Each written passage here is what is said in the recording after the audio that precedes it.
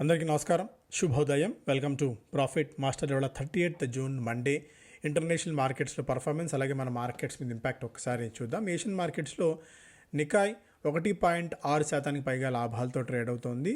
Hong Kong 0.3% మేర నష్టాలతో trade అవుతుండగా షాంఘై ఫ్లాట్గా 0.1% మేర లాభాలతో కొనసాగుతోంది. లాస్ట్ ట్రేడింగ్ సెషన్ రోజున అమెరికన్ మార్కెట్స్ ఒక పాజిటివ్ టెరిటరీలో క్లోజ్ కావడం మనం చూసాం. ఆయిల్ $67 దగ్గర ట్రేడ్ అవుతుంది. Oil post steepest weekly decline in 3 years as risk తగ్గిపోతుంది. ఏదో ఇరాన్, ఇరాక్, యుఎస్ వాటన్నిటి మధ్య హడావిడి జరుగుతుంది అనుకున్నాం. అది ఒక్కసారిగా పాల పొంగులాగా పొంగి అలా చప్పబడిపోవడం, దీంతో బ్రెంట్ క్రూడ్ కూడా అదే స్థాయిలో పడిపోయింది. అండ్ చైనా నుంచి అయితే ఒక నెగిటివ్ ఇది చూస్తున్నాం.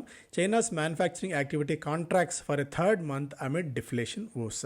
సో డిఫ్లేషన్ సమస్య ఎదుర్కొంటోంది చైనా. దీంతో మ్యానుఫ్యాక్చరింగ్ యాక్టివిటీ కూడా 3 నెలల కనిష్ట స్థాయికి దిగిరావడం చూసాం. And Chinese manufacturers have been grappling with a deepening price war and higher tariffs కూడా యుఎస్ బౌండ్ ఎక్స్పోర్ట్స్ని మరింతగా తగ్గించాయన్నది కూడా ఒక అప్డేట్ ఇక్కడ చైనా నుంచి మనం చూడవచ్చు. సో ఇది ఇంటర్నేషనల్ మార్కెట్స్ నుంచి. స్టాక్స్ పరంగా చూస్తే చాలా స్టాక్స్లో యాక్టివిటీ ఉంది. బట్ కొద్దిగా మనం కొన్ని ప్రముఖమైనవి మాత్రమే తీసుకుందాం. Torrent pharma to acquire controlling stake in JB chemicals at equity valuation. దాదాపు 26,000 కోట్ల రూపాయల వాల్యుయేషన్స్తో జేబీ కెమికల్స్ని టొరెంట్ ఫార్మా కొనుగోలు చేయబోతోంది. అదొక అప్డేట్. అలాగే జేబీ కెమికల్స్లో నిఖిల్ అశోక్ కుమార్ చోప్రాను సీఈఓగా నియమించారు. కర్ణాటక బ్యాంకులో ఒక చిన్నపాటి ఇది సీఈఓ అండ్ సిఓఓ ఇద్దరు రాజీనామా చేశారు. ఎందుకంటే ఆడిటర్స్ ఈ ఇద్దరు తమ స్థాయికి మించి, తమ కెపాసిటీకి మించి ఖర్చులు చేశారన్నట్టుగా కూడా ఆడిటర్ రిపోర్ట్ ఫైల్ చేసిన తరుణంలో వీళ్ళు వ్యక్తిగత కారణాలు చూపిస్తూ రాజీనామా చేశారు. అండ్ కొత్త సిఓఓ కోసం బోర్డు అప్పుడే వేట మొదలుపెట్టింది. మేబీ కర్ణాటక బ్యాంక్కి కొద్దిగా నెగిటివ్ అవ్వచ్చేమో. అంటే వీళ్ళు చేసిన ఇది ఖర్చులు దాదాపు 1.5 కోట్ల రూపాయల నుంచి 2 కోట్ల రూపాయల దాకా ఉన్నాయి. బట్ అంత మెటీరియల్ ఇంపాక్ట్ పడకపోవచ్చు కానీ బట్ బోర్డు మీద కొద్దిగా ఇంపాక్ట్ అయితే ఉంటుంది. హిందీ రెక్టిఫైర్స్కి ఇండియన్ రైల్వేస్ నుంచి 127 కోట్ల రూపాయల మేర ఆర్డర్స్ వచ్చాయి. 2027 నాటికి ఈ ఆర్డర్స్ ఎగ్జిక్యూట్ చేయాలి. ఏయూ స్మాల్ ఫైనాన్స్ బ్యాంక్ 11,000 కోట్ల రూపాయల వరకు సమీకరించబోతోంది. Gujarat industries and power 105 megawatts of 600 megawatt Khavda solar ప్రాజెక్ట్లో 105 megawattsని వీళ్ళు కమిషన్ చేశారు. దేవ్యాని ఇంటర్నేషనల్లో ఒక ఆర్పిటి అంటే రిలేటెడ్ పార్టీ డీల్ ట్రాన్సాక్షన్ ఒకటి జరిగింది.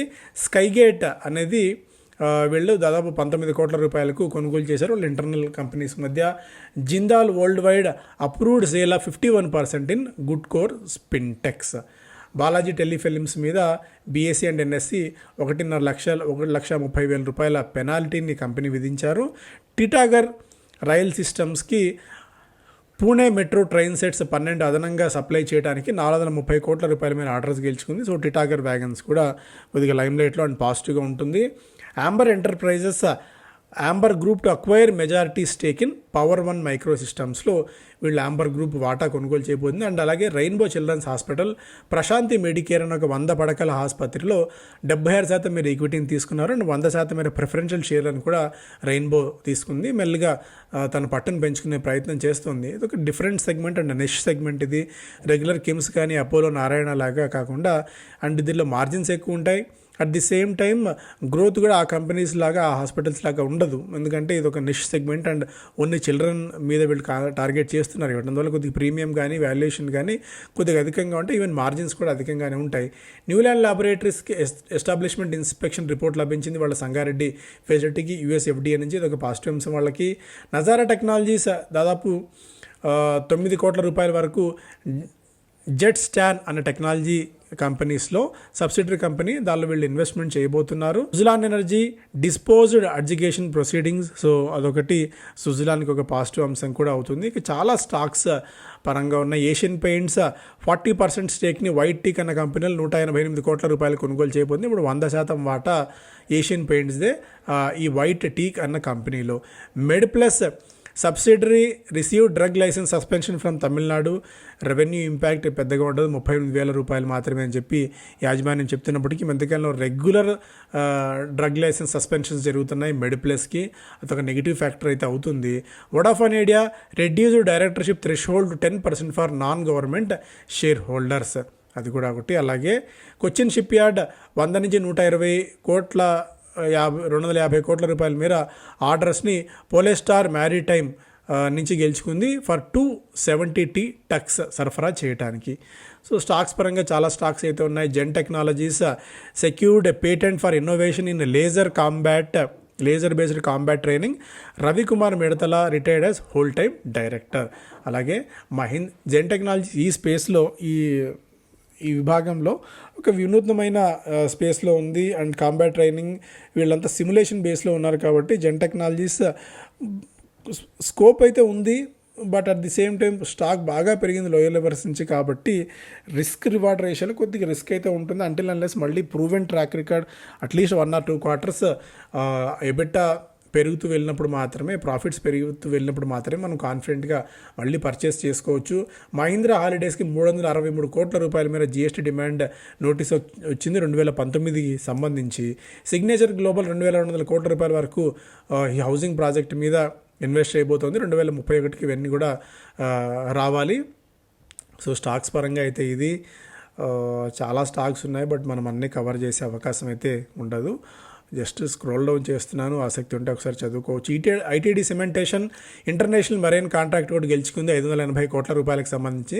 సో అదొక పాజిటివ్ అంశం. గతంలో కూడా మనం అనేక సందర్భాల్లో మాట్లాడుకున్నాం ఐటీడీ సిమెంటేషన్ గురించి. విఆర్ఎల్ లాజిస్టిక్స్ జూలై 4వ తారీఖున భేటీ కాబోతోంది. బోనస్ షేర్లని జారీ చేసే అంశం మీద నిర్ణయం తీసుకునేందుకు. ఆర్వీఎన్ఎల్కి సౌత్ సెంట్రల్ రైల్వేస్ నుంచి లోయెస్ట్ బెటర్గా నిలిచింది 213 కోట్ల రూపాయల ఆర్డర్స్కి సంబంధించి. మేబీ ఆర్డర్స్ వచ్చే ఛాన్సెస్ ఉన్నాయి, ఎందుకంటే లోయెస్ట్ బిడ్డర్గా నిలిచింది కాబట్టి ఆర్వీఎన్ఎల్.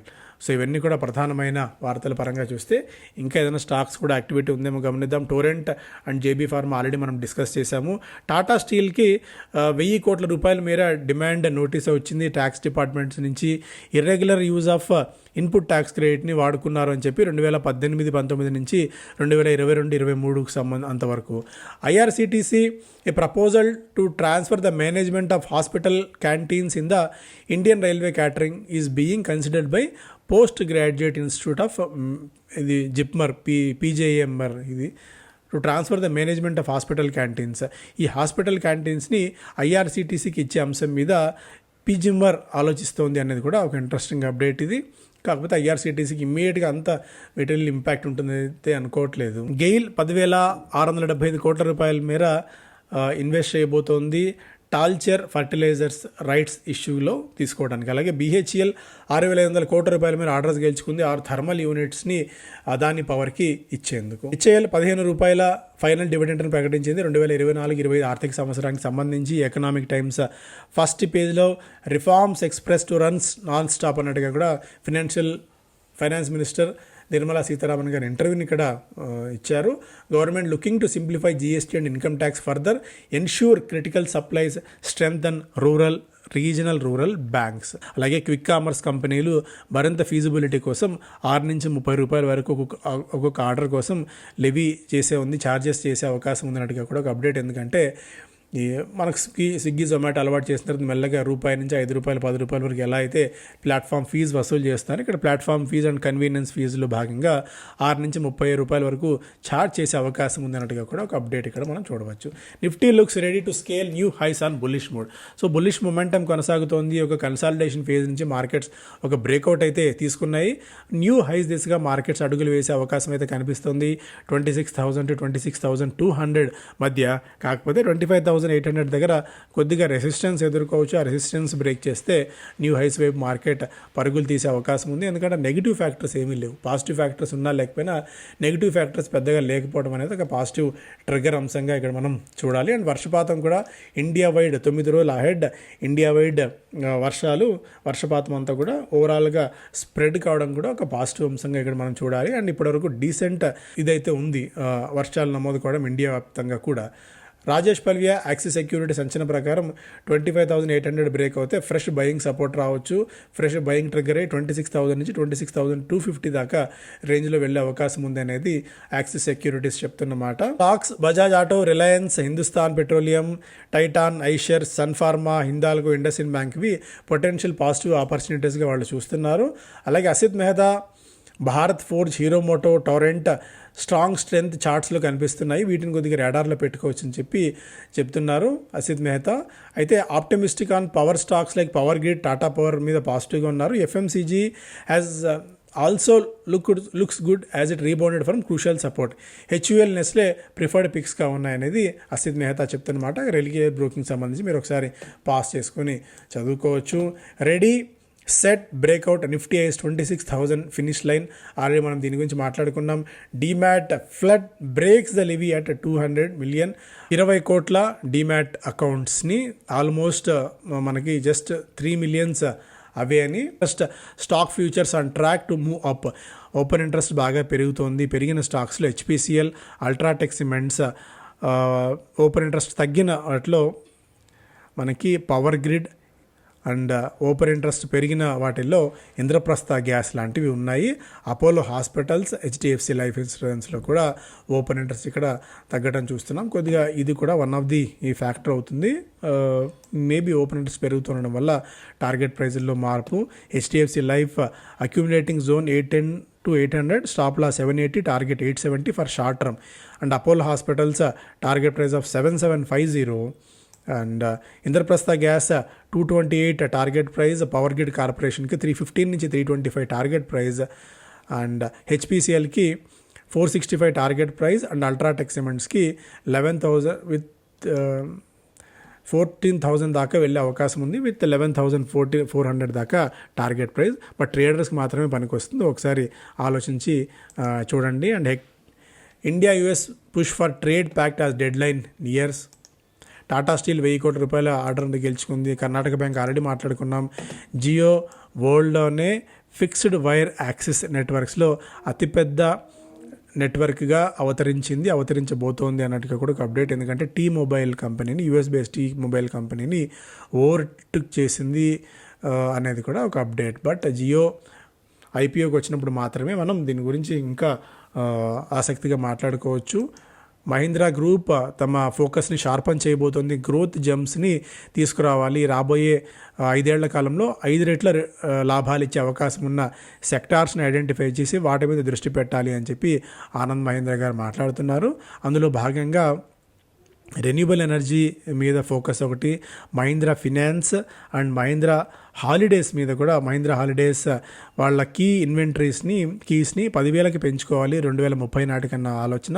అలాగే మహీంద్రా ఫినాన్స్ కూడా రూరల్ క్రెడిట్ని, అన్డిజర్వ్డ్ సెగ్మెంట్స్ని అడ్రస్ చేస్తూ మరింతగా బిజినెస్ పెంచుకోవాలని ఆలోచన ఉన్నట్టుగా కూడా ఆయన ఇది ఇక్కడ మనం చూడవచ్చు.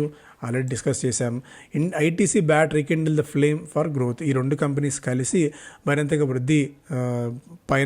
వృద్ధి దిశగా అడుగులు వేస్తున్నాయి. టొబాకో సేల్స్ని ఇద్దరు పెంచుకుంటున్నారు. అండ్ ఐటీసీ నుంచి ఆర్డర్స్ పరంగా బ్యాట్ ఎక్కువ పొందుతుంది అనేది కూడా ఒక ఇంట్రెస్టింగ్ అప్డేట్.